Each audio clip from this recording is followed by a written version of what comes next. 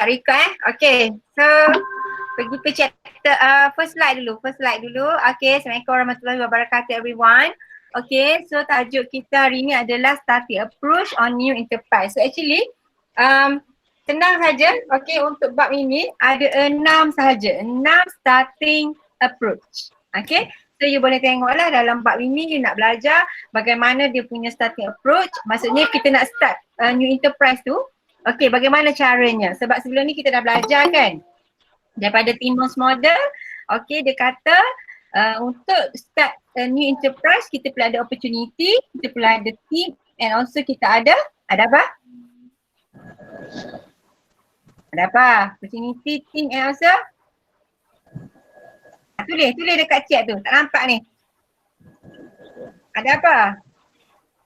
Yep. Tak ingat dah tu Timmons model cakap apa. Kau ni nak belajar new enterprise kena tahu Timmons model ada 3 elemen. Okay, sesuatu new enterprise boleh bermula bila dia ada opportunity. And then dia ada team and also dia ada resources. Okay, 3 tu. Kau ingat Ada 3. Now, okay, daripada 3 tu tadi, okay, kita nak belajar hari ni. So, last chapter adalah about ideation, is it? So, daripada ideation pun banyak-banyaklah daripada ideation tu dapat daripada dia dah pengalaman kerja, okay? Macam-macam, right? Kita dah belajar dalam chapter 2. Now, lepas tu kita belajar analisis. Betul tak? Analisis SLAP, SWOT, okay? Ingat lagi tak? Ingat. Ingat tulis.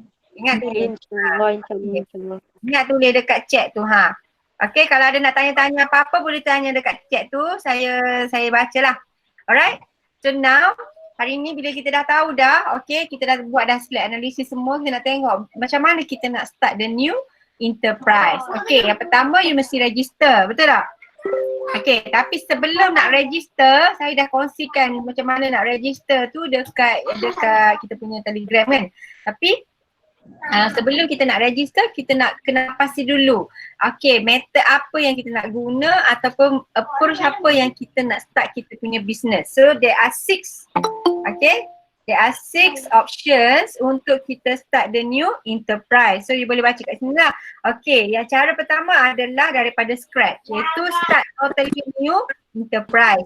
Number 2, cara dia yang kedua adalah buying an existing business. Maksudnya business yang sedia ada, kita beli. So kita mulakan business dengan business orang lama yang dah buat. Okay, and then cara yang ketiga adalah dengan melalui franchising. Okay, yang keempat kita beli secara licensing. Okay, yang kelima adalah melalui corporate venturing.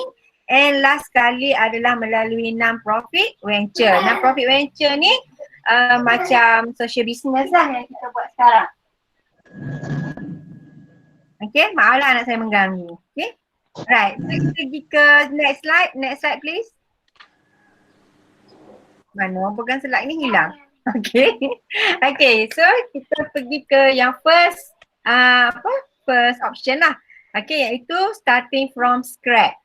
Okay, you start business ni tak ada apa-apa. Maksudnya you hanya berdasarkan pengalaman you semua, then you start the business. Okay, so jadi untuk buat business ni, daripada scratch ni dia punya risiko agak tinggi. Okay, dia punya risiko agak tinggi, tetapi kelebihan dia akan low cost sahaja. Biasanya dia tidak melibatkan kos yang sangat tinggi. Tapi risiko dia agak tinggi sebab you nak start daripada asal, daripada awal. Okay, so you kena start everything daripada zero. Jadi risiko dia sangat tinggilah. Alright, jadi untuk start business ni normally ada beberapa cara. Boleh memulakan, you can start dengan alone. Okay, you seorang sahaja. Okay, tapi kita balik semula kepada Timmons model tadi. Alright, kita kena ada, bila kita nak buat bisnes yang betul, yang bagus, kita kena pakai opportunity. Yang kedua, kita kena ada team. Jadi bila kita nak start business ni, kalau you alone pun, you nak start you punya business tu persendirian, sole proprietor tu, boleh. Tapi you kena ada team juga. Team dari segi pekerja you, okay? Ataupun kalau nak senang, you buat partnership. Okay, partnership. Partnership ni, so you akan ada gang lah. Okay, you akan ada gang. So kenapa pentingnya team tadi, sama ada your partner ataupun you punya pekerja, sebab partner ni atau pekerja tadi, dia akan exchange and refine the business idea. Sebab once you dah kena pastikan you nak buat business apa, okay, so you akan ada satu business idea yang bagus lah kononnya kan untuk di-run. So you perlukan orang lain untuk memberi pandangan, okay, terhadap you punya business idea. So it's good. Dia boleh buat seorang tapi risiko dia sangat tinggi. Jadi untuk mengurangkan risiko, boleh cari partner. Partner ni mungkin dari segi macam saya ulang balik, mungkin dari segi you punya partner business, partnership ataupun you punya pekerja. Okay, ataupun kita panggil team lah. Okay, so kenapa? Sebab partner ni dia boleh exchange and refine business idea as well as they can integrate expertise and skill. So mungkin kita ni pandai marketing contohnya. So you need another person yang boleh tolong you in terms of in charge dari segi operation, dari segi management, administration dan sebagainya. So you need another person, okay, you need other person untuk integratekan dia orang punya expertise and skill. So dia dapat increasekan lah you all punya performance, you all punya kompetensi dari segi expertise dan juga skill. Okay, so another reason why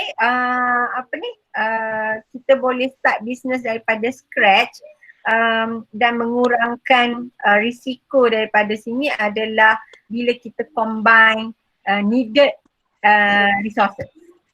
Okay. Dan daripada team kan tadi kita boleh combine needed resources sebab kalau kita berbanding menggunakan option lain, okay, kita option daripada scratch ni adalah kita suka hati kita nak sambung yang ni, nak tambah yang ni kan. Jadi suka hati. Maksudnya business idea tu boleh form daripada combination of resources yang kita suka. Sebab kita memulakan daripada scratch kan. Jadi dan yang paling penting bila kita memulakan daripada scratch ni adalah dia akan mengikut kita punya kesukaan. Kita punya passion. Okay. Normally dia akan follow ataupun sama dengan kita punya passion. That's why kita mulakan that business. Okay, berbanding dengan option lain lah. Okay, pergi ke next slide. Okay, example yang entrepreneur berjaya yang memulakan bisnes ni adalah Apple lah contohnya. Apple dia tak buat seorang-seorang. Okay, dia tak buat seorang-seorang. Alright, dia adalah gabungan antara 3 sekawan. Okay, you boleh tengoklah Steve Jobs and Friends. Itu contoh dia. Jadi perlulah, okay, selain daripada kita kena pasti opportunity, kita perlukan juga team and also resources yang cukup untuk kita mulakan bisnes yang bagus lah. Okay, kalau kita mulakan daripada right, so advantage dia, okay, untuk option yang pertama ni, advantage dia yang pertama, macam tadi saya kata kita boleh pursue our passion, suka hati kita. Kalau kita suka memasak, kita bukalah kedai makan. Kalau kita suka bakery, bukalah kedai kek. Kalau kita suka main bola, bukalah kedai sport. Contoh, okay? So we can pursue our passion. And also, bila kita memulakan bisnes daripada awal ni, okay, daripada nothing lah, zero kata, so kita akan ada potential financial and non-financial yang unlimited. Okay? Unlimited potential financial. Maksudnya kita nak spend kat mana, kita nak dapat berapa, kalau kita dapat pun kita je. Kita tak ada share dengan orang lain. Okay? And then we can do anything, okay, everything ikut kita punya cara.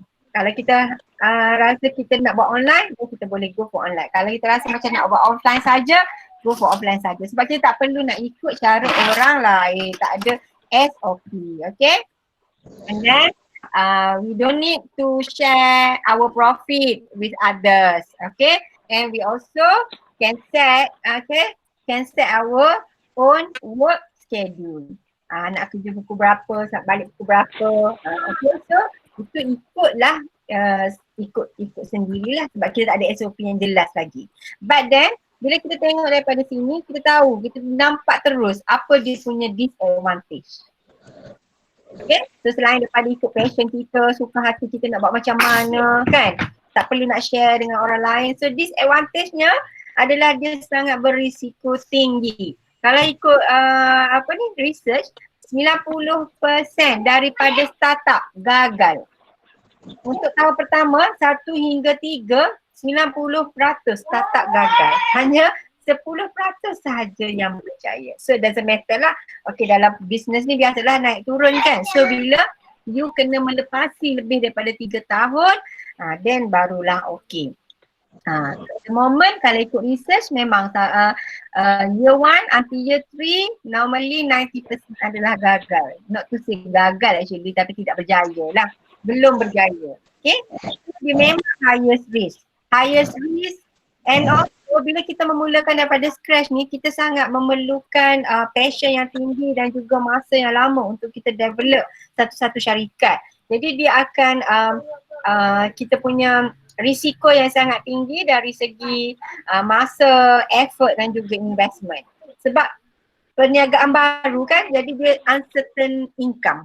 Maksudnya kita tak tahu, kita tak nak predict lagi. Okay, bulan pertama kita dapat untung ke, ROI berapa, bila dan sebagainya. Okay, jadi memang highest risk of losing your time, effort and also investment. Okay, dengan kata lain dia adalah dalam uncertain income. Okay, and also bila baru, maka company tersebut tiada reputation yang bagus, belum ada brand recognition lagi. Okay, sebab dia baru kan. Okay, so you can name lah any startup yang baru. Okay, but okay, so you boleh tengok kalau you boleh buat research, okay, buat case study, tengok mana-mana syarikat, tengok dia daripada tahun 1 hingga tahun 3 apa berlaku kepadanya. Biasanya pada peringkat ini, okay, mereka akan spend banyak duit, banyak investment kepada marketing. Okay, untuk tahun pertama, tahun ketiga, okay, kalau boleh 70% daripada 50 to 70% daripada investment tersebut, okay, dilaburkan di dalam marketing side. Okay, kenapa? Sebab untuk membina reputation and also brand recognition. Okay, so pada masa ini juga no marketing support, no management training and also establish procedure for conducting business. Sebab kita baru kan, jadi SOP tu slow buat. Okay, and then tak ada training yang memang kalau you tengok establish company like McDonald everything. So bila you katakanlah McDonald, dia dah siap dah. Okay, kalau you nak buka McDonald, you ada SOP ni. Tapi untuk starting daripada awal macam ni, daripada zero macam ni, starting daripada new business, memang SOP-nya kena dibina step by step. Okay, so macam mana nak overcome this one? Jadi founder tadi ataupun entrepreneur tadi perlulah mengikuti pelbagai kursus-kursus yang yang diperlukan lah. Kalau perlukan kursus management, pergi management. Kalau perlukan kursus marketing, pergi marketing class. Kalau kursus macam-macam lah. Okay, administration, all the supply chain tu, okay, tengok and then check balik nak pergi training mana. So training ni pula boleh sama ada nak training by founder itu sendiri pergi ataupun boleh hantar team. Okay, boleh hantar team. So depends kepada keperluan lah. Okay, so disadvantage yang seterusnya bila starting business daripada new business ni, okay, there is no established supplier, vendors or access to low cost input. Normally sebab kita try and error kan, kita dapatkan supplier this one until you got a lowest one.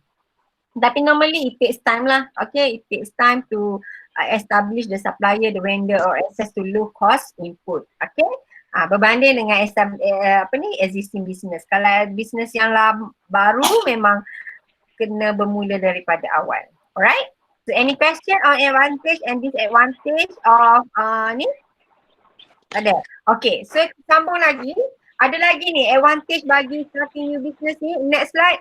Okay, so sorry. Habis dah. Okay. Previous slide please. No, previous. Sebelum. Okay. So sampai sini ada soalan. Starting business daripada new business, totally new. Maksudnya you start daripada scratch. Ada soalan ke? Roslini nak tanya? Ada. Faham semua? Faham. Suara saya okey tak? Syafiqi. Suara saya ni tak pakai mikrofon ni. Kuat sangat kau suara Dah saya? kuat dah. Jelas. Aslam faham jelas. tak Aslam? Aslam faham? Zaidah faham? Faham. Kenapa tak ada? Tak ada apa? Tak ada faham ke? Tak ada apa? Ni. Syafiqi faham tak? Jelas. Okey, seterusnya cepat kita buka puasa ni. Okey, nombor 2. Okey, cara yang kedua selepas daripada starting new business yang daripada scratch tadi. Okey, cara yang kedua kita boleh beli. Buying an existing business. Okey, beli syarikat ataupun company yang sedia ada. Normally mereka ni bila dah melakukan, dah berniaga lama, okey, ada beberapa sebab untuk mereka harvest. Nanti kita belajar ada bab last nanti, okey, bab harvesting. Kenapa dia nak jual company? Ada banyak sebab. So kita nak memulakan bisnes ni, okey, so cara yang kedua yang kita boleh guna adalah cara yang kedua kita boleh guna adalah melalui beli. Kita beli. Okay, so kaedah yang kedua ni dapat menjimatkan masa bila mana, kenapa? Kerana kita dapat avoid the startup process. Macam saya kata tadi, startup process normally 1 to 3 years tu memang sangat kritikal. Okay, yang mana 90% daripada mereka kebanyakannya gagal ataupun belum berjaya. Jadi bila kita beli existing business, kita dah avoid dah startup business, startup process tadi. Okay, 1 hingga 3 tahun tu kita dah avoid dah. Jadi kita dah gain banyak information untuk kita teruskan bisnes untuk memajukan ke next step lah. Okay, and then bila kita beli existing business ni, kita dah boleh buat performance analysis. Performance analysis ni maksudnya dari segi profitability of the past performance and the odds of your success. Maksudnya macam, okay, kita dah tengok dah kenapa dia, kalaulah kita beli existing business yang sakit, yang memang dah bermasalah, so kita dah tahu dah, okay, apa masalah dia, kenapa masalah dia berlaku gini. So mungkin daripada masalah yang kita dah analisis, kita boleh buat business model, kita boleh buat new business model untuk menjayakan that process lah. Okay, so kita dah dapat dah, dia punya daripada past performance tu kita dah boleh tengok setakat mana dia punya profitability. Kalau kita beli business yang bagus pun kita tahu daripada, okay, macam mana dia punya konsep, boleh diteruskan lagi ke tidak. Okay, apa yang perlu dijalankan bila dah sampai tahap ini, alright? So we can know the profitability of past performance and the odds of the success. Okay, and then bila kita beli existing business ni, sebab kita dah ada past performance, maka kita ada dokumentasi. Dokumentasi yang boleh kita gunakan for financing. Okay, financing. Okay, jadi we may get some financing from prior owner, or it is easier to finance an existing business. Senang, kita nak bawa past performance tadi, kita pergi bank, okay, and then untuk dapatkan financing dan sebagainya. Okay, dan boleh juga kita buat dengan teknik sewa beli. Kalau you pernah dengar perkataan sewa beli, okay, maknanya kita menyewa satu tempat ke kedai tu, dan kita bayar secara ansuran ataupun kita bayar secara progress. Okay, mungkin 30% dulu dan 60% dan akhirnya 100%.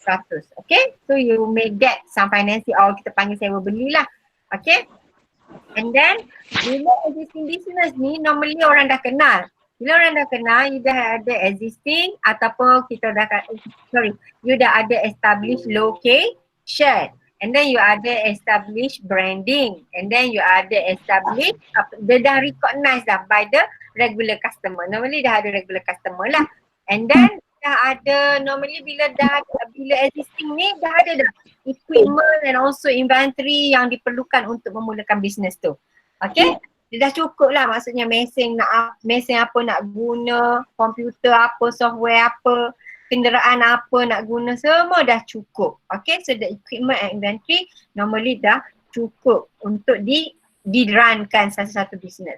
Okay, and also bila dia berjalankan perniagaan tersebut, dia 3 tahun atau 10 tahun ataupun mengikut jangka masa yang tertentu, mereka normally already have the established supplier and also customer. Dah ada dah, established dan juga regular. Kita panggil regular supplier dan regular customer. Dan normally supplier ini biasanya dia dah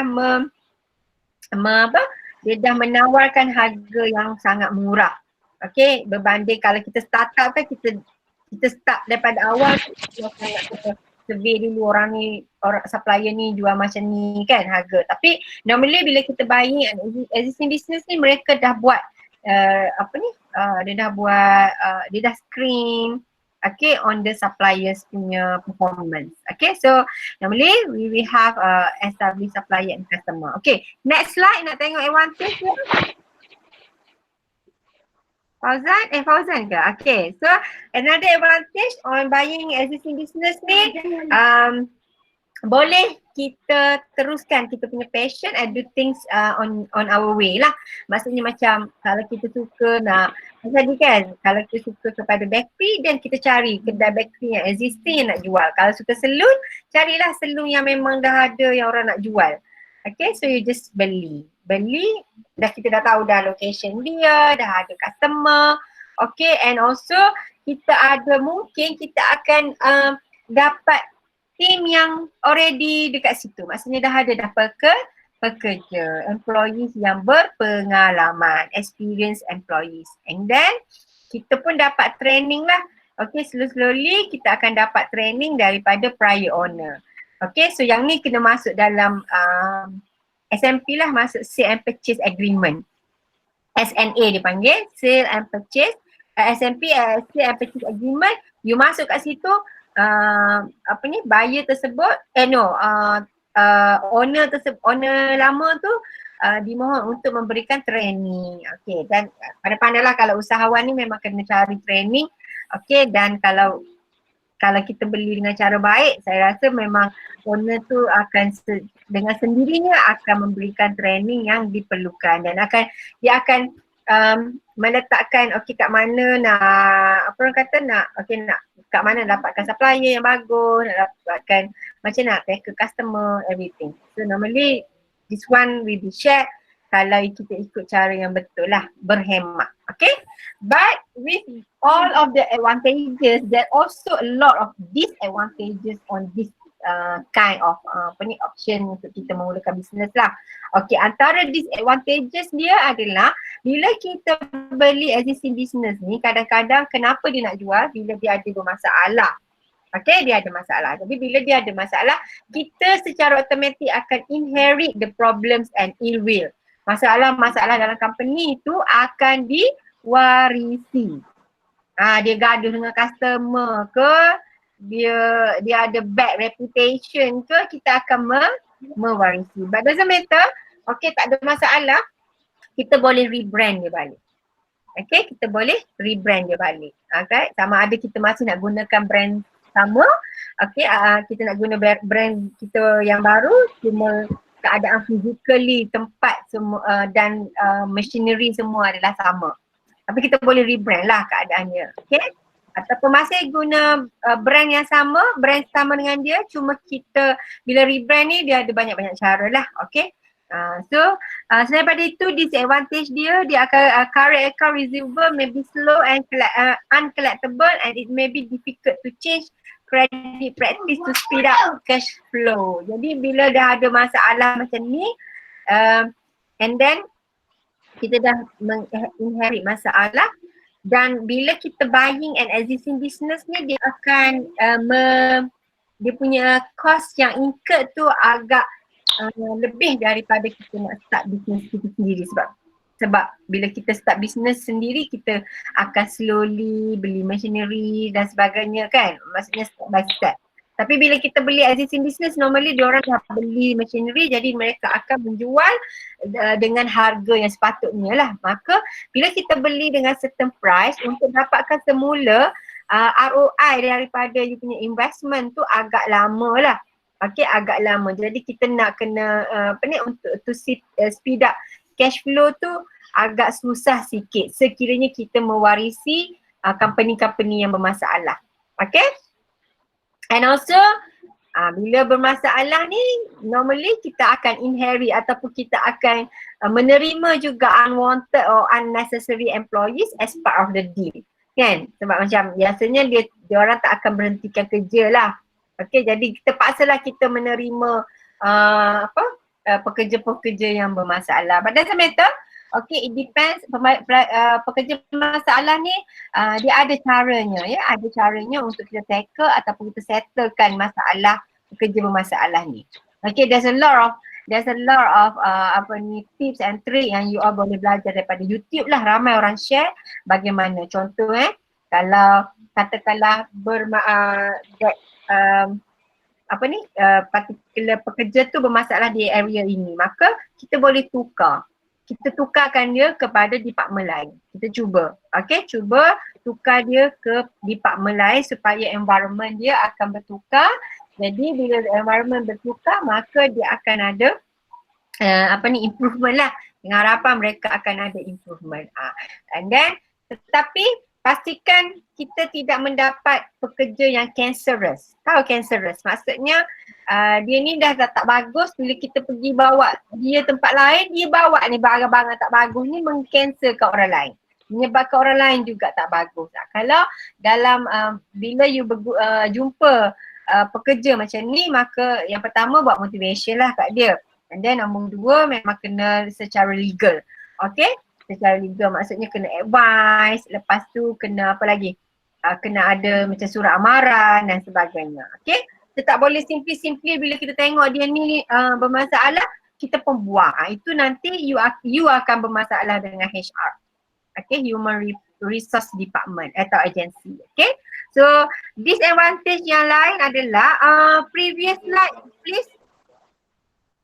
Yep. Okay Fauzan, thank you.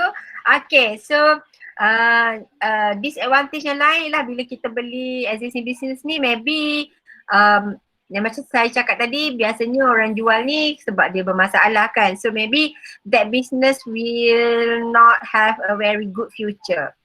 Okay, and also dia punya bayaran pun agak tinggi lah. Okay, may pay at a high price and take years to get a return on your investment. Okay, sebab kita dah mendahulukan duit tu dengan agak banyak, jadi lambat sikit lah untuk dapat ROI-nya. Okay, and maybe maybe existing business ni juga may not fit your passion and lifestyle. Okay, macam suddenly lah orang kata you nak berniaga anak lah, bolehlah beli aku punya, ambil je, contoh macam tu kan. So may not fit your passion and also your lifestyle. So ini menyebabkan usahawan-usahawan baru ini akan cepat boring. Okay, could get bored.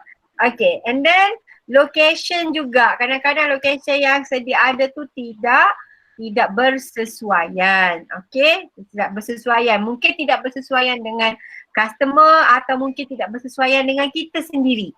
Okay, so and also dia punya facilities and inventory, machinery semua, bila dah beli lama, maka kadang-kadang benda tu dia dah outdated. Okay, dia dah outdated. Jadi all the technologies pun also dah outdated sebab dia dah beli lama. So bila machinery semua ni outdated, maka dia akan menyebabkan progress pekerjaan itu semakin slow. So slow moving ataupun that technology is already obsolete. Okay, dia orang tak guna dah. Okay, dia dah tak up to date. Alright? Okay, next slide. Okay. So step yang itulah step yang kedua, buying existing business ni okay, dia ada advantage and disadvantage. Saya harap you all boleh tulis boleh comparekan apa you listkan option 6 tadi, lepas tu you buat advantages ini dengan disadvantages dia for each of 6 option tersebut. Okay? So yang itulah dia punya learning point hari ini. And then step, let's say lah katakanlah kita dah ready dah, okay, dah decide, okay, saya nak mulakan bisnes ni, saya nak beli existing business. So how we can do that? Okay, there's a few step yang you kena follow. Antaranya yang pertama, kita buat self analysis and criteria. Okay, self analysis and criteria. Okay. Okay, number 2. Yeah. Okay.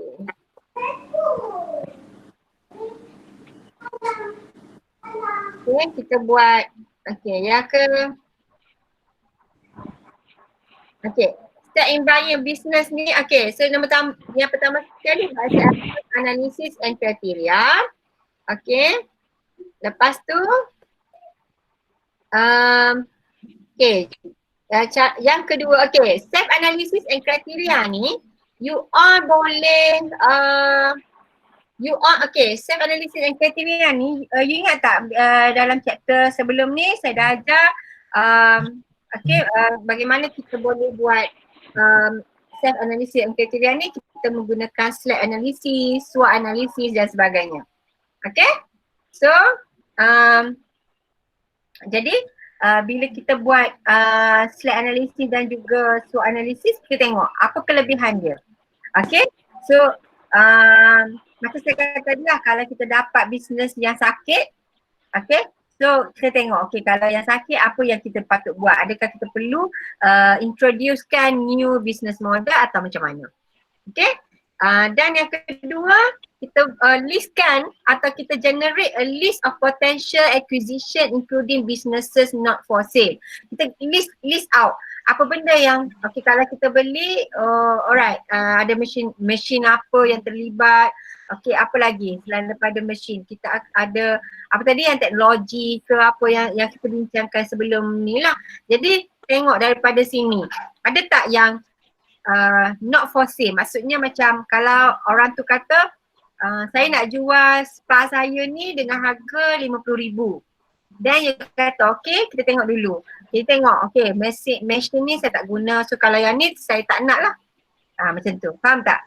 Package yang nak ditawarkan tu kita kena tengok dulu. Kita kena review, kita generate a list, lepas tu kita tengok, okay, katakanlah this machine kita nak pakai, dia kita ambil. Kalau this machine kita tak nak pakai, kita ambil. Okay? So kita list out the potential acquisition. Okay? And then nombor 3, kita evaluate the alternative potential acquisition dengan diligence lah. Okay? Contohlah gini, kalau you nak cari existing business pasal bakery, so you list out bakery mana yang nak jual. Maksudnya tidaklah kita macam bila tengok orang nak jual terus kita beli. Tidak, kita buat dulu dia punya dia punya survey dulu. Okay, survey and then kita buat analisis. Alright, and then nombor 3, kita tengok explore financing option. Kalau kita beli this one ni, di syarikat ni, apa financing yang kita boleh buat? Okay, financing option yang kita boleh buat. Maksudnya dibenarkan ke, kalau sendirian bahad, okay, kita boleh buat loan dekat bank dan sebagainya. Okay, we list out, we explore the financing option. Yang kedua, macam tadi saya cakap tadi, maksudnya kita boleh buat sewa beli ataupun sebagainya lah. Okay, and then we negotiate the purchase agreement and close the deal. So kita tengok daripada apa yang kita dah buat analisis tadi, lepas tu kita dah tengok dah apa benda yang kita nak, apa benda yang kita tak nak, lepas tu kita dah explore dah financing option sebagainya. So kita pun negotiate lah the purchase agreement. Okay, the best deal baru kita ambil, dan biasanya the best deal ni janganlah kita seorang yang untung. Okay, sebab orang tu nak berniaga juga, jadinya normally negotiation yang bagus adalah bila ia melibatkan win-win situation. Okay, dan seterusnya transition lah, maksudnya kita buat pemindahan lah, pemindahan kuasa, pemindahan nama, pemindahan macam-macam pemindahan lah. Okay, so seterusnya next. Okay, next adalah step yang ketiga, option yang okay, next adalah perkara-perkara yang kita nak consider. Okay, ingat lagi? Okay, ingat lagi yang saya bincangkan previous slide, iaitu kita nak bincangkan, kita nak buat analisis kepada apa benda yang kita nak nak buat analyse, kita nak buat analisis kepada perkara yang kita nak includekan cost tadi. Okay, contohlah macam dia kata okay saya nak jual dengan RM50,000. Okay, apa yang you boleh nilai untuk RM50,000, and then perkara macam mana you nak tengok penilaian benda tu adalah RM50,000, betul-betul RM50,000. Caranya adalah kita minta dengan dia okay asset value dulu. Kita buat analisis dengan asset value dulu. Contohnya kita minta balance sheet. Okay, so balance sheet ada orang ada orang tak ada. Ini yang sangat bermasalah. Okay, kalau orang yang ada, maksudnya syarikat yang existing ni, kalau dia ada balance sheet yang cantik, dan kita boleh tengok. Okay, kenapa perlunya kita tengok balance sheet ni? Sebab kita nak tengok asset value yang ada, yang net worth dia berapa, okay, and then dia punya replacement value berapa, liquidation value dia berapa. Okay, so daripada situ barulah kita boleh nilai. Okay, that price adalah affordable dan juga memang sangat tidak belilah membeli. Okay, and then kita nak tengok juga the future. Sebab tu kita kena buat analisis tadi. Maksudnya kita nak tengok future. Okay, agak-agak berapa regular customer yang ada. So yang ni kita nak tengok berapa lama kita akan dapat ROI. Okay, so return of investment tu berapa lama, bagaimana kita nak cari, kita nak analyze, kita gunakan earnings value. Okay, earnings value ni yang mana perkara utama yang ada, yang nak dalam yang perlu kita lihat dalam earnings value ni. Okay, kenapa perlunya kita tengok earnings value ni? Sebab kita nak tengok opportunity cost dia berapa. And then kita nak capitalizekan dia punya rate of return. Berapa persen, berapa lama kita nak tengok kita dapat return of investment. Okay, selain daripada itu, analisis yang kita patut buat juga adalah market value or price or earning ratio. Ini earning ratio ni maksudnya kita tengok kedai-kedai lain yang berdekatan ataupun yang sama dengan dia. Contoh kalau kedai roti nak beli, maka you kena comparekan kedai roti yang berada di persekitaran dia.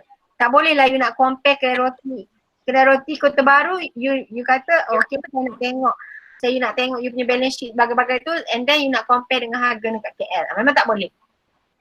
Okay, so normally kita tengok market value bagi that business tu, okay, dengan price dia comparable dengan another business yang ada dekat the same area. Okay, the same area. Biasanya kita kena tanya orang lah, survey, ada tak orang lain yang pernah jual business yang macam ni dalam current years, maksudnya dalam tahun tu. Tak boleh lah macam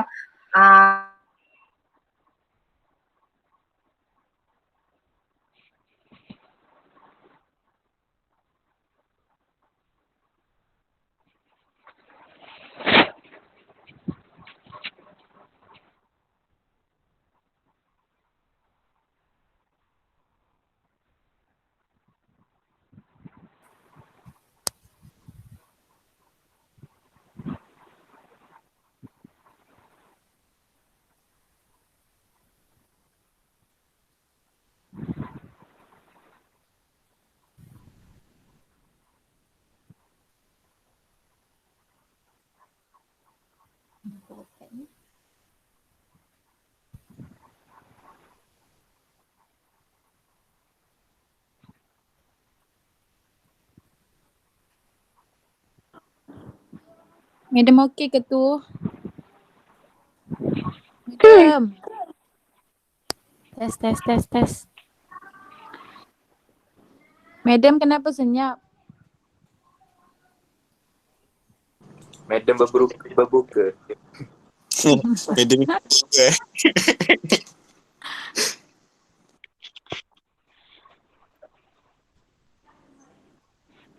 Madam. Hilang. Tu madam tidur ni. Tapi Ya, ada Syafiq kat ni. sini. Mana madam? Oh Syafiq. Madam dah tak ada lah. Fingerprint aku. Tadi aku pin lah. Amir ada ke? Ada tu. Ada. Aslam. Amel ustaz tu kan. Madam terkeluar ke? Gelabah guys. Koja. Kau ganti Instagram time jadi dia. present. Dengan madam kat WhatsApp masak. Okey. Kira. Kelas Hai semua. kelas dismiss. Hai. Hi everything. Ni madam ni. Ya diam.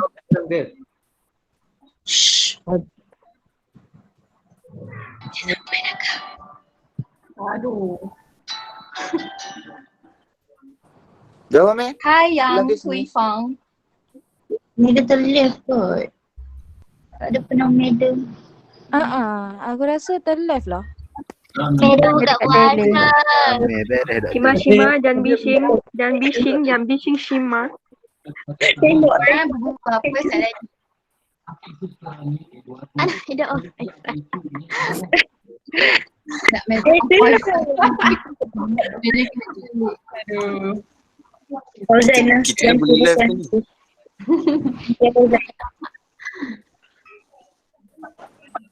Okey. Hello. Kat mana tadi? Hello from the outside. Madam dah masuk ke? Ya, bukan. Madam. Kata madam terkeluar ke? Tak nama madam. Dah terkeluar aku. Madam kita tandas lu, relax lu. Aslam jangan bising. Madam tak sama sejak mati.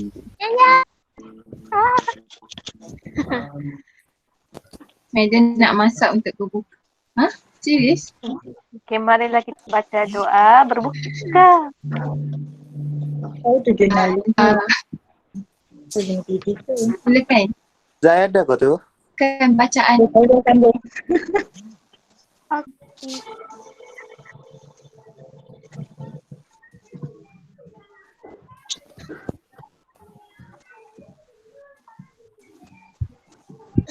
Apa kau buat? Apa kau buat Poja? Poja kau merosakkan skrin. Apa yang kau buat kau kan? Bodoh saya diorang ni. Ya Allah. Dubai lirik saja. Bodoh madam terlive. Lepas tu diorang buka lagu dekat ni. Season apa benda ni? Ya Allah. Ada madam keluar kejap. Lepas tu diorang dah buka lagu lagi tu. Think of you wow. Diamlah Aslam, diamlah. Alamak lupa off mic. Bising lah siang. Bising. Beda aku tengah kena rekod. Record.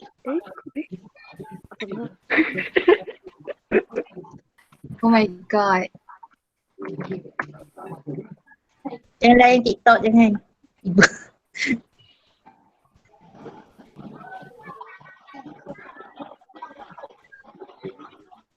Adam Zai. terleft Oh, kot. Zai. Ada tak ni? Cepatlah Fauzan. Sambung tiba. Sambunglah. Private business and also Madam tak ada bateri tu. ready. Sabarlah Sekmong. Oh, sabar kot. Sabar. Madam masak weh, madam masak. Komen je madam. Diorang sabar lapar ni. Ayam butter. Hangit. Ayam butter. Awal lagi nak lapor pun. Oh my goodness. Ada ke semalam? Mari kita Terus berzikir. nak sambal apa? DK. Dah seorang tolong ambil alih lah seorang. Ngajar lah, sambung. Ayo ajar yo. Sambung present. Yo ajar. Ada je. Siapa-siapa yang boleh sambung tu? Teruskan. Kat mana kita tadi? Baca je lah slide. Macam tu. Ani baca ni. Sambung kelas kita Okay. Buying. Yalah, tak reti. Okey, teruskan. Okay, start in buying a business. Tiba aku kat slide keberapa ni weh? Meter mana? Okay, belajar fokus. Okay, Madam Ayu mana Madam Ayu? Madam Ayu sudah masuk. Gila korang meeting macam lemak.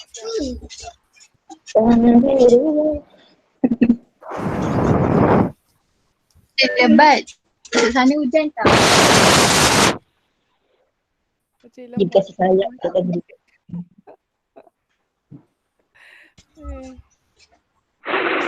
Aduh. Amin Azmi. Lebih lagi ke tu?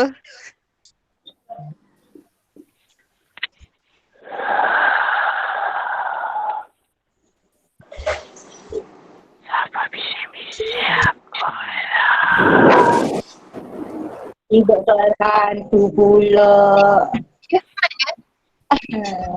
Tanya ya, you punya earphone. Tak nak pinjam?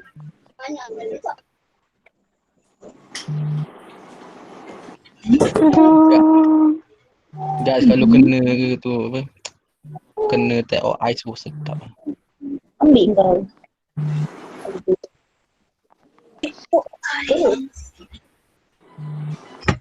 Cuci badak.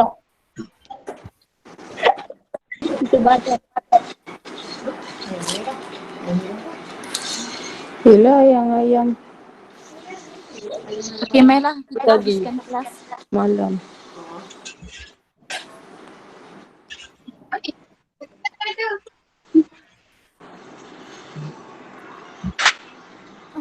Mana madam ni? Oh lah.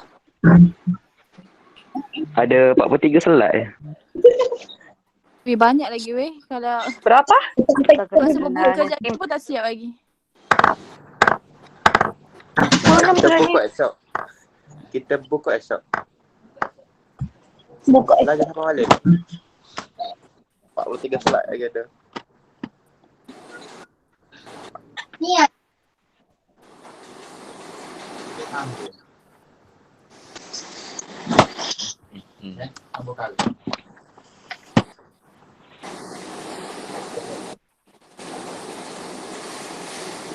Pojap, bagi link dekat Madam. Dah masuk dah. Alhamdulillah ya Allah. Madam tidur madam.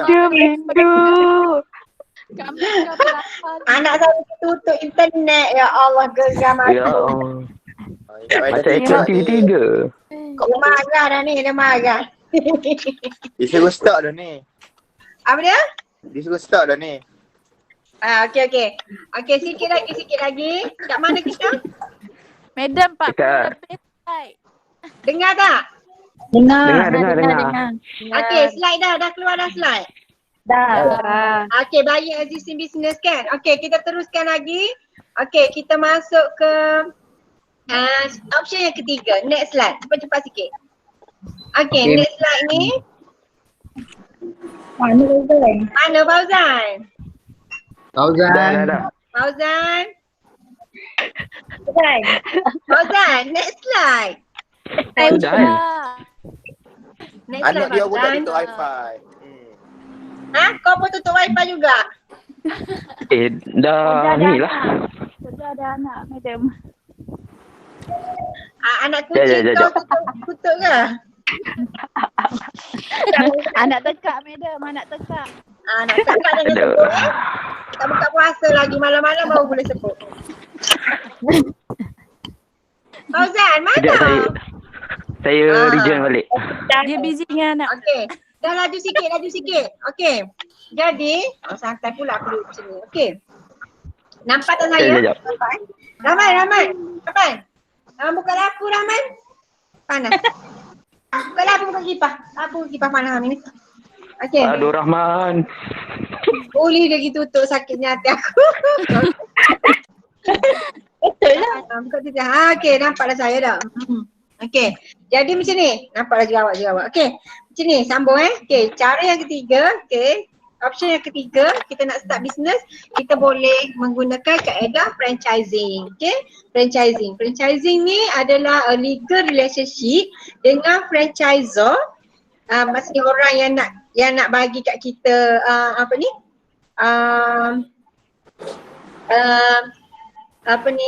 right lah, dia nak bagi kat kita kebenaran. Kebenaran untuk kita menjual produk ataupun servis dia. Okey, dengan menggunakan nama dia. Guna apa? Guna nama dia, okey? Kena guna nama dia. Contoh, franchising ni McDonald. Jadi bila kita buka McDonald, kalau saya buka McDonald dekat Kota Baru, boleh tak saya guna nama kedai Fadilah Hanin? Tak boleh kan? Tak boleh. Tak boleh. Nama apa? Nama McDonald. McDonald. Yes, itu maksudnya franchising. Okay, mana kita ada right untuk sell produk dengan servis menggunakan trade name dan menggunakan business format for an initial fee and dan menggunakan format dia lah, maksudnya SOP dia, barang-barang dia, produk dia, servis dia, nama dia, semua dia kena provide. Okay, provide. Yang provider tu kita panggil franchisor. Dan kita orang yang nak menjalankan perniagaan di bawahnya kita panggil franchisee. Okay, franchisor bagi rights, bagi kebenaran untuk kita jual, dan franchisee dia kena buat apa? Dia kena bayar. Okay, kena bayar. Bayaran kepada franchisor kita namakan sebagai, dia ada dua jenis bayaran lah normally. Dia ada initial fee dan ongoing royalty. Ada selo kat sikit karton tu, ya Allah. Tolong.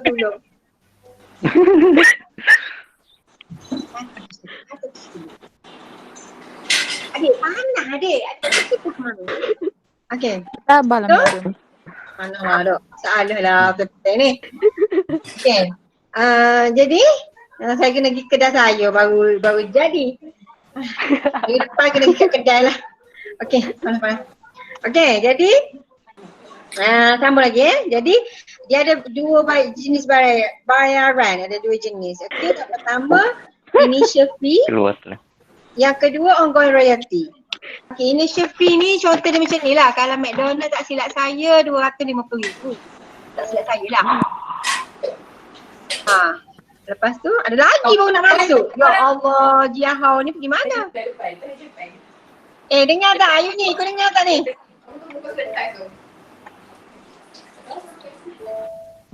Dengar ke? Dengar. Nak bercakap ke ni? Dengar. Dengar. Okey, dengar. Okey, bagus. Dengar bagus. Okey. Jadi, sambung. Kat mana tadi? Okey. Jadi akan ada dua bayaran lah normally. Bayaran pertama initial fee dengan yang kedua adalah ongoing royalty. Ongoing royalty ni sama ada setiap bulan ataupun mengikut dia punya package lah. Okey. So, contoh bagi franchising ni, franchising punya option ni McDonald, KFC yang besar tu kan, ataupun yang Tadika. Contoh Tadika, Little Khalif, Smart Reader, pernah dengar tak? Pernah. Kan, kalau kita buka Tadika, nama Tadika, Little Khalif, kita tak boleh nak guna nama kita. Okay, kalau kita menggunakan franchising, kita kena guna Little Khalif juga. Tak boleh letak nama Tadika Hanin, tak boleh. Okay, so itu nama dia franchising. Yang mana kita ambil directly sebiji-sebijan right product and service. Okay, kita guna sebiji trade name dia, business format dia. Dan jadi franchise ni dia ada dua jenis. Okay, franchise dari segi product and trade name franchising, contoh macam McDonald tadilah, and business format franchising. Yang kedua adalah bila kita franchise melalui individual, area ataupun master franchise agreement. Contohnya macam ni, pernah dengar tak stokis? Pernah. Stokis. Okay. Yang tu stokis maksudnya stokis dia saja. Macam contoh stokis Avon. Boleh tak kita nak pergi beli barang-barang sendayu tinggi kat situ? Ada ke? Tak ada. Tak ada, bagus. Jadi kalau tak ada barang lain, itu namanya franchise. Franchise mengikut area atau individual ataupun master franchise agreement. Boleh? Boleh. Boleh, okay, bagus. Okay, so next Fauzan, next Fauzan. Okay. Kita tengok advantage dengan disadvantage dia. Jadi bila kita buat business yang memang dah established ni, bila kita beli franchise ni biasanya business yang dah established, dah dikenali ramai, atau dengan kata lain, a proven product or service with an established target market. Dia tahu dah. Okay, dia tak perlu kita nak sibuk-sibuk nak buat target market lain. And then dia dah establish brand, trademark or business format system, ataupun dia dah ada SOP dia, system of operating procedure tu dah cukup lengkap. Okay, kalau yang ni sampai daripada sini supplier ni, okay, sampai berapa hari, berapa jam, selepas berapa jam kena buat apa, macam ni. Kalau nak jual ni kena buat apa, dah ada dah standard operating procedure. And also yang paling penting kalau you nak jawab soalan macam ini adalah bila franchise ke licensing ke sama, dia adalah proven product or service dekat established target market. Kan? Kalau dia tak establish, dia tak proven ni, kita pun tak kenal dia kan. Normally franchise dengan licensing teknik ni adalah kita mendapatkan produk yang memang dah dikenali ramai. And once dia dah dikenali ramai, biasanya dah besar lah. Bila dia dah besar, normally dia dah ada SOP yang bagus, dan SOP ini dia akan train dan dia akan support untuk kita memulakan bisnes kita. Jadi support dan training tadi akan menolong kita lah untuk manage kita punya bisnes baru tersebut. Okay, and also yang paling penting adalah bila kita franchise ni, kita rely on dia punya marketing. Maksudnya kita bergantung ataupun kita kata kita menumpang lah. Kita menumpang dia punya marketing. Maksudnya dia akan buat marketing, kita bertumpang lah sekali. And often get some financing of your franchise. Normally sebab dia bila franchise ni dia normally senang berhad kan. Bila senang berhad, senang lah untuk kita dapat financing. Okay. And then bila dia dah establish, maka dia dah ada supplier, dia dah ada supplier, dan juga dia dah ada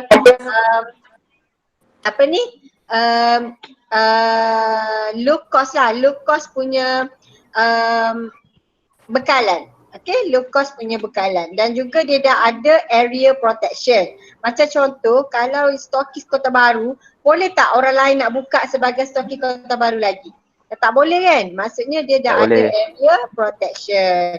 Alright? So itu adalah antara advantages bagi franchise. Sama juga yang kalau kita tengok dari segi advantages banyak, disadvantages bagi franchise pun banyak juga. Jadi benda-benda macam ni kita kena consider lah.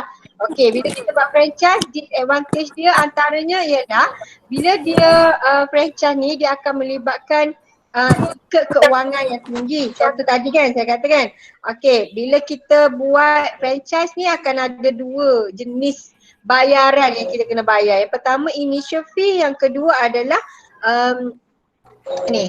royalties. Royalties kadang-kadang setiap bulan ataupun tahunan ataupun macam mana lah. Jadi dia ada, you akan incur kos yang tinggi. Jadi bila kos yang tinggi, untuk dapatkan balik return of investment tadi agak lambatlah sebab kita duk sibuk nak bayar kan.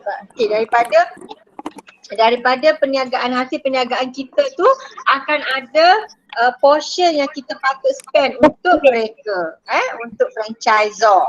Alright. Jadi yang tadilah istilah yang kita guna untuk kos yang kita patut bayar kepada franchisor ni kita panggil ongoing royalties. Okay. Jadi bila ongoing royalties ni siapa matilah you kena bayar kat dia. Jadi kos tu semakin tinggi. Okay. Alright. Dan juga bila kita buat franchisor ni, franchising ni, masalah kita adalah kita tak boleh nak kontrol kita punya. Contohnya kalau katakanlah dia kata stop, bulan ni tak boleh meniaga prosperity kan, McDonald kan. Okay, bulan 8 tak boleh nak meniaga prosperity. Maka tak bolehlah kita. Jadi kita lose control of doing things on our way. Jadi kita tak boleh. And then also kita tak boleh nak jual barang lain selain daripada barang franchisor. Okay, boleh tak dekat McDonald tu you cari nasi belau? Ada ke? Ada. Okay. Jadi kita tak boleh nak expand produk line kita. Kalau kita rasa benda tu bagus, kita tak boleh nak expand, suka hati boleh. Mungkin boleh bawa bincang lah, maksudnya ada discussion, meeting lah. Jadi beramai-ramai lah buat produk lain-lain. Okay, tapi kita nak memandai-mandai untuk jual produk lain-lain, kita tak boleh di-expand. Okay, alright. Lepas tu, bila kita ada buat franchising ni, maka kita akan ada agreement. Bila ada agreement, jadi if anything, bila kita tak suka ke, kita nak back off ke, agak susah. Okay, untuk kita terminate the agreement. Jadi dia memerlukan perbincangan yang lanjut lah. Jadi sangat difficult untuk kita terminatekan atau kita transferkan ownership. Kan, kalau macam kita beli existing business ni suka hati kita lah kita nak jual. Tapi bila franchise ni, kalau saya yang franchisingnya, maka tak boleh berkata saya nak transfer ownership saya kepada orang lain. Okay, then ni boleh jadi advantages pula. Maksudnya bila you dah ada ownership tu, masa you boleh jual dengan harga yang lebih mahal lah. Okay. Alright. So, risiko dia memang sangat, risiko franchising normally agak rendah sebab marketing dia buat, lepas tu dia dah ada existing business, existing customer, dia dah ada SOP dan sebagainya. Jadi risiko dia agak rendah. Cuma ia memerlukan kos yang agak tinggi, itu saja.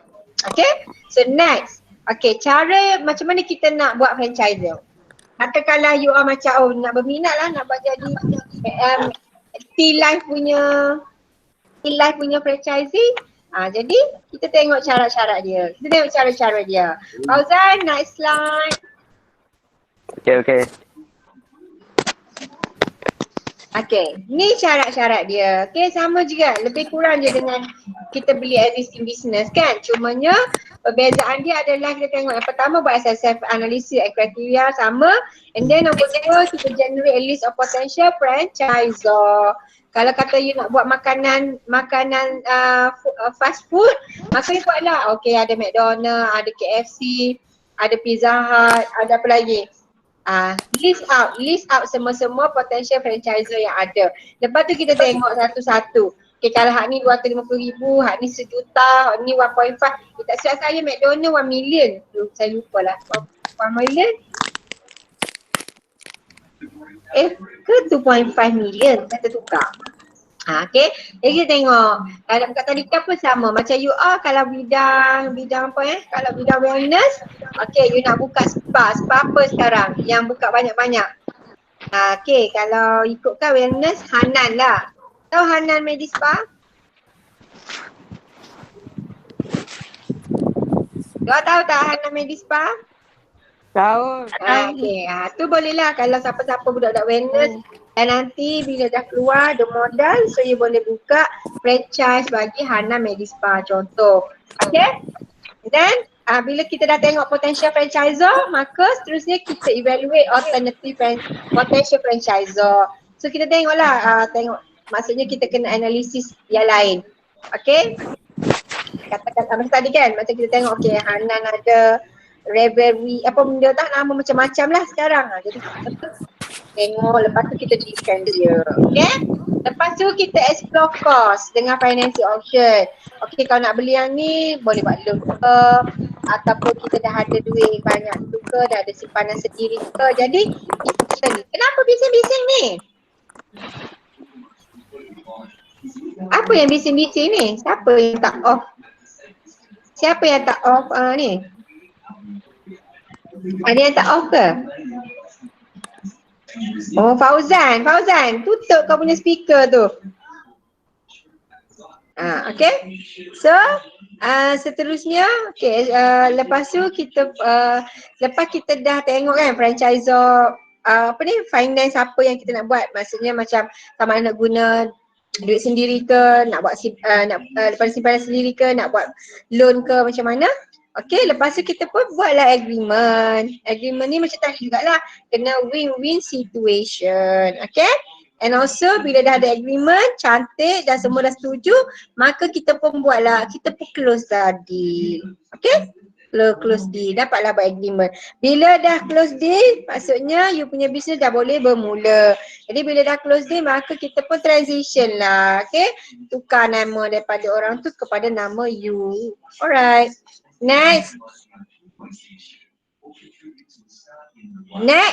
step yang okay. Franchising ni dia special sikit sebab bila dia dah establish kan. Macam tadi kita kata kalau dah franchise ni biasanya dah establish kan, dia dah lama, dah dikenali ramai. Okay, dia dah ada beberapa peringkat. Yang peringkat yang franchisor ni akan ada yang dah sampai level international. Okay, so contoh international franchisor yang ada adalah macam tadi lah kita sebut KFC, Pizza Hut, Subway, McDonald dan sebagainya. Okay, so itulah. Okay, so next. Okay, tu step yang ketiga. Step yang keempat, kita ada juga ya step yang keempat ialah kita buying licensing right. Dia lebih kurang je. Licensing right dengan franchising ni lebih kurang sahaja. Cuma licensing ni ialah bila kita ada hak untuk kita menjual produk atau servis tersebut, tapi dalam masa yang sama kita tak semestinya menggunakan nama dia. Maknanya kita boleh guna nama kita dan kita boleh menggunakan produk lain-lain. Contoh macam katakanlah saya nak jual kosmetik kan. Jadi dekat kedai saya ada license nak menjual produk kulit putih. Okay, suddenly saya dapat juga license jual produk daripada Sendayu Tinggi. Contoh. Jadi saya boleh campur-campur dalam saya punya tu. Itu maksudnya licensing. Licensing ni, licensing ni dia biasanya dia melibatkan intellectual property. Okay, dia kena ada IP lah. Okay, intellectual property termasuk patent, trademark and all copyright. Okay, saya terangkan satu-satu. Okay, patent ni normally IP yang dalam bentuk produk. Okay, produk apa? Jenama dan sebagainya. Jadi patent dia, kalau botol dia macam tu lah, tak boleh tukar dah. Okay, kalau katakanlah kereta Myvi. Okay, kereta Myvi bagi dekat Pro2 jual kan. Boleh tak Honda tiba-tiba nak jual produk Myvi? Tak boleh lah sebab dia ada licensing right. Okay, dia ada patent yang dia. Tak boleh Honda ni nak tiru sebiji macam Myvi letak nama Honda. Tak boleh. Okay, sebab normally mereka ini sudah membuat atau mendaftar IP. Okay, jadi patent bila kita nak daftar IP dari segi produk, proses dan teknologi. Kalau you ada teknologi, contoh cakap-cakap, suddenly jadi bijak pandai. Kan? Cakap-cakap kat sini, keluar dalam kertas jawapan. Soalan final, katakanlah you ada. Maksudnya kita nak teka soalan final. Contoh you ada teknologi tersebut, you patent lah. Contoh. Okay, ataupun trademark IP yang seterusnya adalah trademark. Trademark ni termasuk company names and product. Okay, contohnya macam kita nak gunakan, macam tadi saya katakan dalam kedai saya tu saya nak letak selai tinggi ada, putih ada, macam dekat Watson tu, ada macam-macam kan. Jadi Watson tu dah dapat lisensi lah daripada produk-produk owner. Okay, jadi selain daripada itu, IP yang boleh dilisensikan adalah copyright.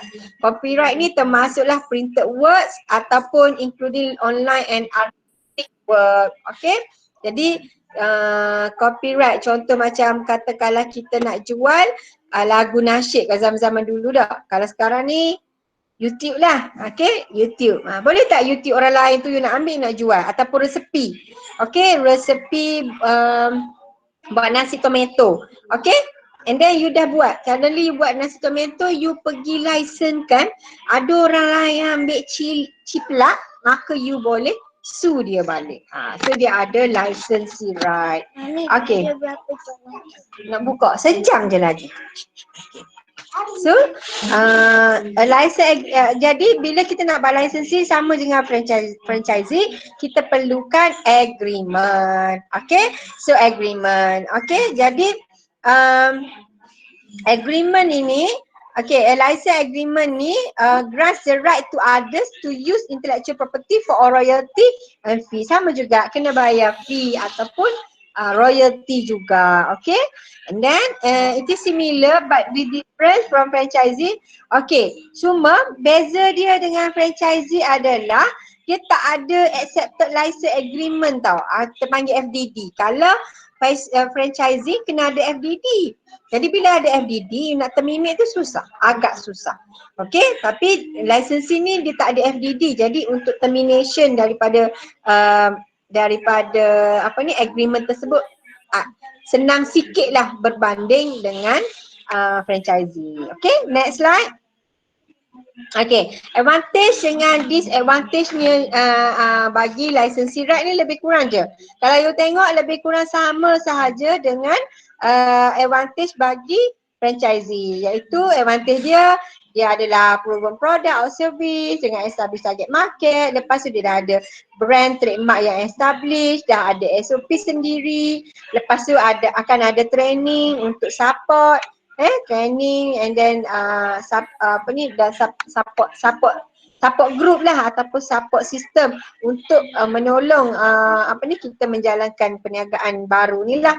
And then sama juga ada possibility untuk dapat marketing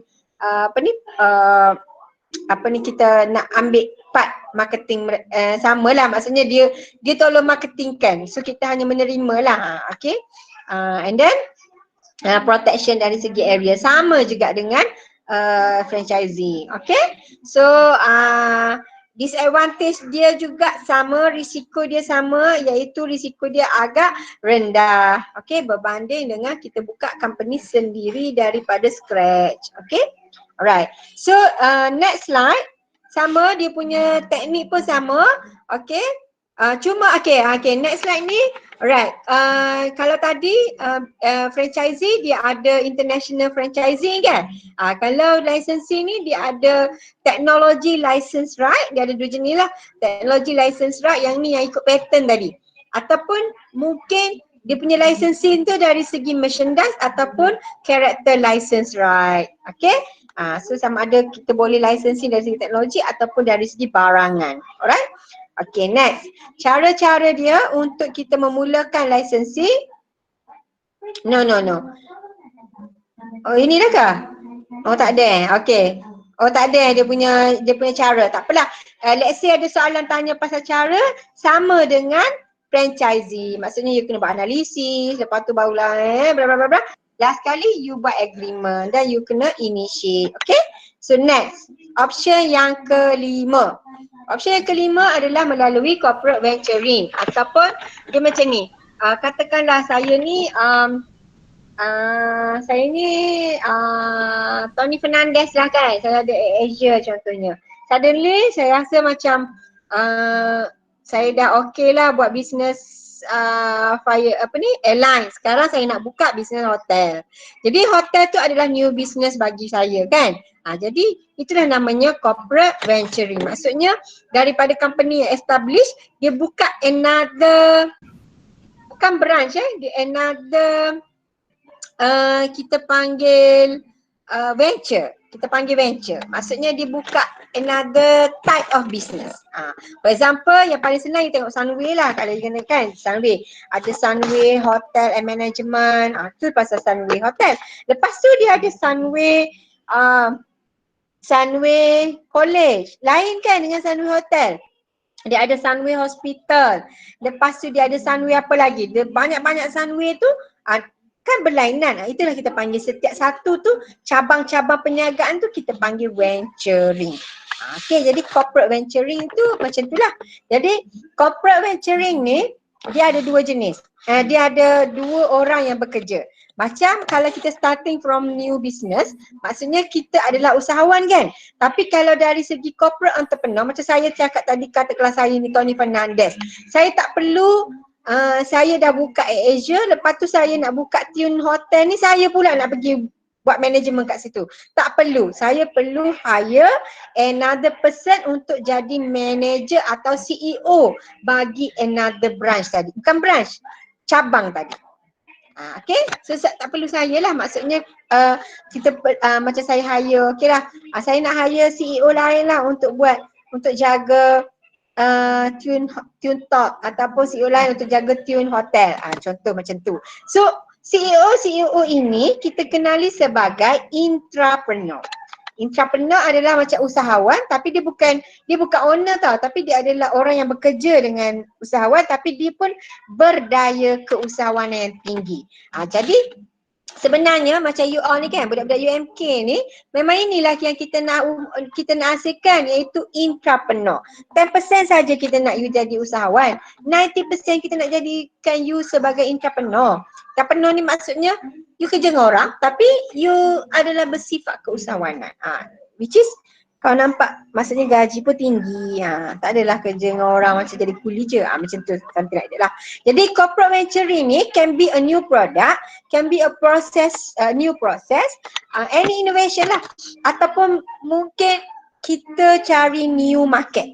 New market pun boleh kita katakan dalam corporate venturing. Okay, so next. Okay, advantage bagi corporate venturing. Okay, bila dia dah besar, dia dah besar kan, corporate venturing ni dia dah besar lah, maksudnya dia dah maksudnya someone tu dia dah ada, macam tadi kan Asia, dia dah ada Asia. Jadi bila dia nak buka another Tune Hotel, perlu tak Tony Fernandez tu berhenti daripada Asia? Dia tak perlu, okay? Dia tak perlu, dia don't have to quit the original work, the original job, okay? And lose the pay. They only should increase the compensation sahaja. Okay. Jadi maksudnya macam okay, kalau saya nak memulakan bisnes bisnes baru melalui corporate venturing ni, saya tak perlu berhenti. Maksud saya just hire another person. Okay. Dan jadi risiko dia juga adalah sangat rendah sebab bila corporate venturing ni normally usahawan yang terlibat ni adalah usahawan yang terkenal. Dia terkenal, contoh Sunway kan, dia dah besar kan, dia dah besar. Jadi dia punya investment itu adalah sangat tinggi, normally sangat tinggi. Okay. So the least risk of entrepreneurship, then the company so bila dia dah investment dia tinggi, jadi dia secure lah, dia tak adalah sangat risiko dia sangat tinggi. Okay, jadi dia selamat dalam zon selamat sebenarnya bila menggunakan kaedah ini. Okay, so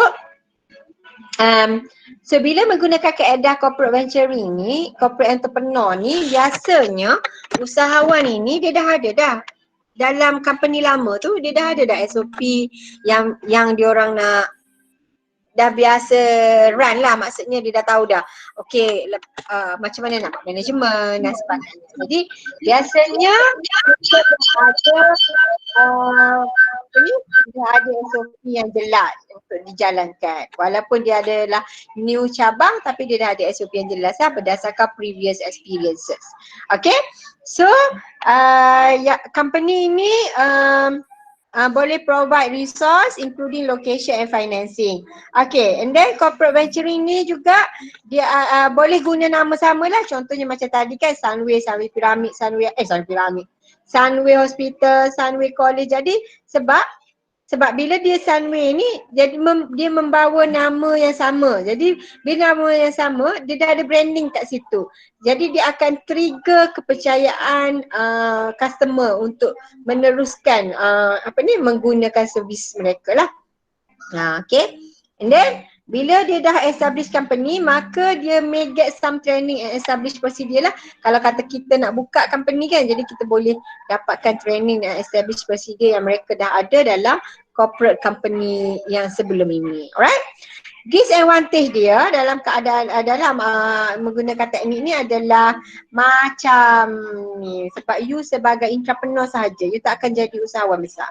You tak akan jadi owner kepada Sunway, tapi you boleh jadi CEO kepada Sunway Hospital. Contoh. Okay? Jadi bila kita tidak mendapat hak sepenuhnya, maka kita akan lose some freedom to do things on our way. And then we have to be careful with the deal that we make with the company to ensure that we get the adequate and compensation for our new venture. Maksudnya kalau kita ada perjanjian lain yang sebelum ni, jadi yang tu kena make sure kita kena make sure benda ni tidak melibatkan ganti rugi yang besar lah. Okay, so I have to deal with organizational, politik and birokrasi that slow you down. Okay, ni biasalah bila berdeal dengan company yang besar, big company kan, corporate company, maka kebanyakannya akan ada organizational politics dan birokrasi dalaman. Okay, so dan ada risiko untuk company ini ditutup. Kan, sebab walaupun profitable tapi ada risiko ditutup. Bila mana contohnya katakanlah Sunway owner ni adalah bukan Sunway lah, ambil lah company lain lah, contohnya company yang besar-besar ni, okay, dia terlibat dengan rasuah ke sebagainya kan. Jadi bila dia freeze, habis semua kena freeze accountnya. Jadi terlibatlah juga. Jadi bila company tu stop, dia nak stop the venture, maka semua pun kena stop walaupun dia profitable. Okay, sebab kita sebagai new venture dia ni tak ada apa-apa. Bukan tak ada apa-apa, maksudnya kuranglah control tu. Okay, kuasa untuk kita control. Okay, so cara dia sama. Cara untuk kita get along dengan corporate entrepreneur ni adalah kita buat analisis dulu, lepas tu kita get a champion.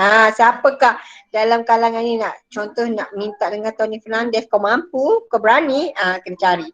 Okay, get a champion, get top management sponsor commitment, develop a new venture plan, negotiate the deal with your sponsor and select and develop your team. Okay, normally kalau corporate venturing ni macam mana kita nak start business, biasanya daripada dalaman tau. Cadangan tu daripada dalaman. Kalau kita daripada luar tiba-tiba kita cakap dengan Tony Fernandez, Tony buatlah satu cawangan lagi, saya nak jadi CEO. Jarang berlaku. Okay, yang ada biasanya dalaman lah, dia dah tengok, okay, oh maksudnya kenapa kita ada airline, kita tak ada hotel lah, baik kita ada hotel. So diorang yang sendiri akan propose untuk dihasilkan cabang perniagaan yang baru, which is bila dia nak buat begitu, dia memerlukan komitmen ataupun sokongan daripada board of director. Okay, jadi yang option yang last kali adalah starting daripada non-profit organization. Contohnya you buat social enterprise, contohnya katakanlah you ni suka join program, maksudnya jadi apa orang kata, jadi AJK dan sebagainya. Okay, so you kata you nak buat satu business yang mana you nak menolong golongan B40 ataupun nak menolong golongan apa orang kata, B40, maksudnya golongan remaja yang kurang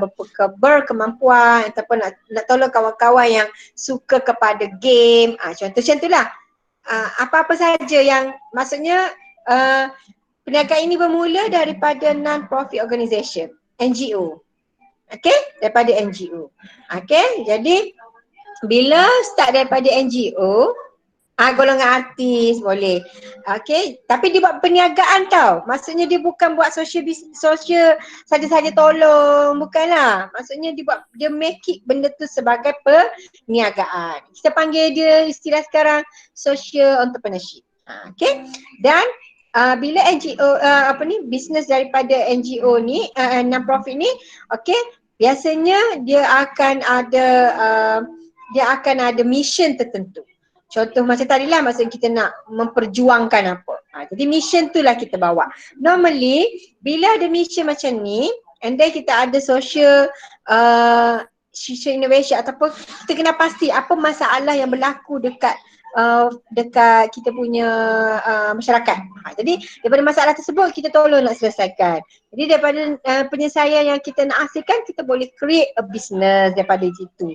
Jadi bila kita bawa benda ni, normally advantages dia kita akan cepat mendapat sokongan daripada agensi-agensi kerajaan, daripada NGO-NGO lain. Okay, berbanding kita buat startup business kita. Contohnya macam ni, saya nak jual burger. Dan saya nak burger saya itu dijual oleh student-student yang daripada golongan B40.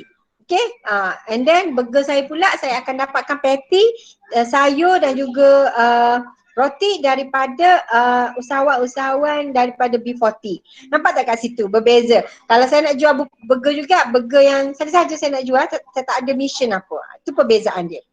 Okay, so jadi bila ada perbezaan mission tersebut, maka biasalah kita akan dapat senanglah financing dan sebagainya. Okay, jadi mission driven. Alright, next slide Fauzan please. Okay, similarities between for profit and non-profit. Okay, kalau for profit ni macam saya kata tadi lah, social business, social entrepreneurship, maka normally profit tu akan dapat dekat saya dan juga dapat dekat golongan yang kita nak sasarkan mission kita tadi. Okay, berbanding dengan non-profit. Non-profit ni dia buat bisnes saja-saja. So kita tak akan dapat profit. Yang dapat adalah golongan yang kita nak tolong sahaja lagi. Okay. Okay, next adalah cara dia. Next slide. Okay. Okay, ni the reason why we starting non-profit ni macam tadi lah, maksudnya kita tengok ada masalah dekat masyarakat, so kita nak tolong untuk kita selesaikan masalah tersebut, and then kita dapatlah keuntungan daripada that solution. Okay. Alright, so cara dia.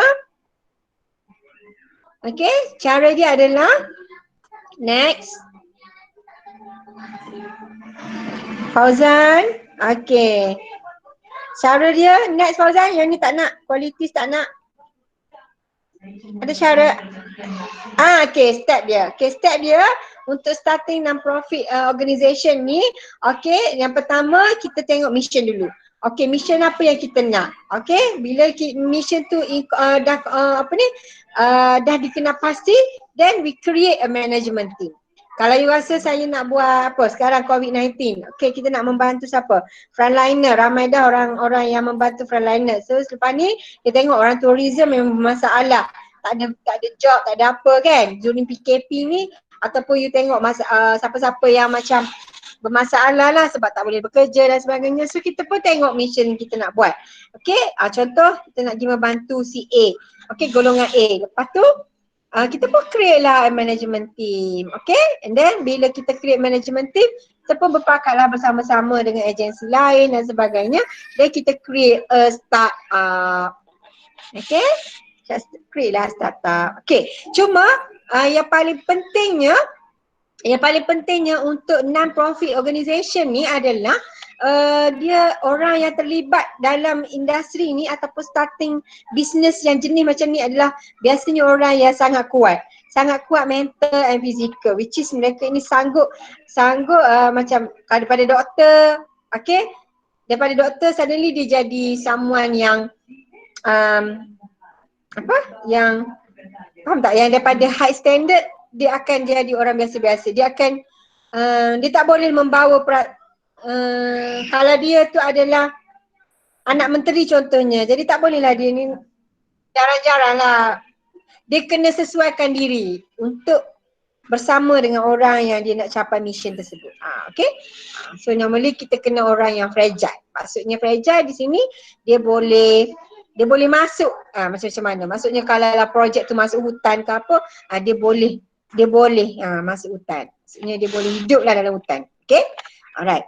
So another yang itu adalah 6 cara untuk kita start business. Satu lagi, business dia automatic start. Maksudnya tak perlulah kita nak pergi starting, nak cari franchising, nak cari licensing, nak masuk NGO. Dia automatic start bila kita ada family business. Ni option ni dia tak masuk dalam 6 option tadi, tapi dia bolehlah kalau you nak masukkan, maksudnya dia 7 lah. Maksudnya dia dah already tau, dia dipaksa rela. Okay, family business. Okay, jadi family business ni bila dia ada hubungan atau dia menjalankan satu perniagaan, tapi perniagaan itu dijalankan bersama-sama dengan ahli family sendiri. Maksudnya sama ada dengan pasangan suami isteri ataupun antara dia dengan anak-anak ataupun dia dengan adik-beradik dan sebagainya. So actually family business ni adalah sangat bagus, can be a great support, but dia ada advantage dan disadvantage. Okay, advantage dia memang bila kita together kan, suami isteri dan sebagainya, maka dia akan ada great support. Kalau kedua-dua pihak tersebut dapat memberikan support each other, then dia akan jadi great support. But kalau dia tak boleh, maknanya dia tak boleh nak consider each other, lepas tu dia macam body antara mereka ni macam tak boleh nak give and take, maka dia boleh menyebabkan it will cause the family conflict. Itu disadvantage dia. Okay, menyebabkan family conflict. Itu kena be careful.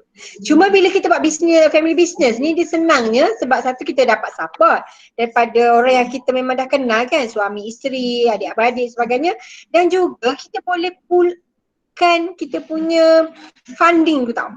Mana capital kan. Maksudnya mungkin pertolongan daripada ibu bapa dan sebagainya. Jadi capital tu kita boleh provide untuk kita punya startup. Okay, next. Okay, next tapi macam tadi lah, maksudnya bila dia punya disadvantage-nya adalah bila berlaku family conflict. Bukan berlaku, dia akan cepat untuk lead kepada family business, family conflict. Kalau lah ada family conflict, maka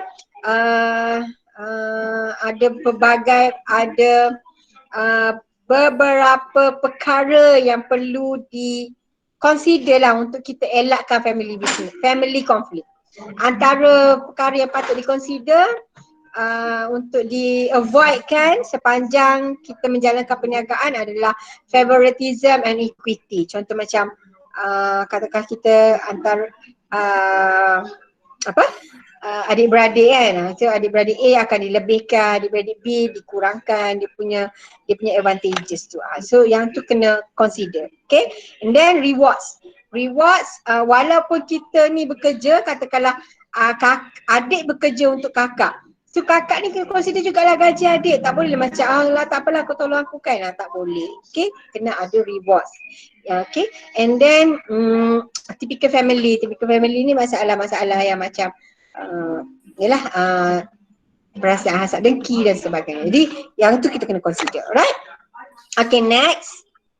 Last. Okay, jadi family and friend rules to avoid problem. Inilah, jadi kita consider everyone responsibility and duty should be clearly understood by all, as well as how disagreement will be settled. And then we need to separate lah antara hal keluarga dengan hal business. Separate business and personal life and relationship. Have a non-family and friends on your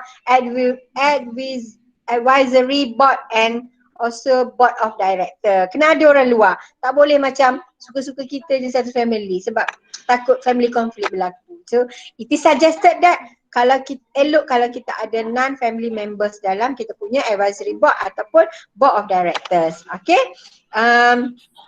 And then yang paling penting partner, tak kisahlah suami isteri ke, adik-beradik ke, anak-beranak ke, okay, mesti ada same work ethic as you. Tak boleh, oh tak apalah kedai kakak saya, so kakak je lah yang kerja, saya tak perlu kerja. Tak boleh. So kita kena ada same work ethic as ni lah owner. Okay? Jadi itu saja 6 option yang kita option yang boleh kita consider untuk kita memulakan satu-satu bisnes. Okay, clear? Ada soalan? Tak ada. Faham ke tak faham? Faham. Jelas? Jelas? Faham. Okay, Nice. so Jagi saya akan buat malam ni lah. Jagi tak sempat. Malam ni saya akan buat buka form. Okay, macam hari tu you jawab, lepas tu you kena buat learning part. Learning point, apa yang you dah belajar ini, okay? Alright, sepatutnya saya habiskan slide yang untuk bab seterusnya iaitu business model canvas, tapi tak sempat hari ni saya rasa. Jadi, saya akan uploadkan yang last session semalam tu kan. Okay, kelas malam ada saya record, jadi saya akan masukkan. Okay, cuma you dengar apa yang saya cakap tapi you kena tengok slide ya. Sebab yang tu dia terakam muka saya, bukan dia rakam slide. Pelik sangat.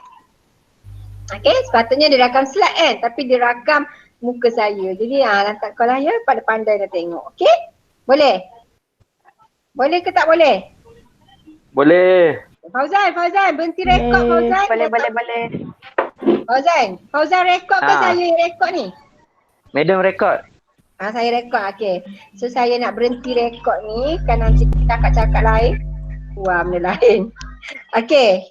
So, jadi saya akan Ya, nak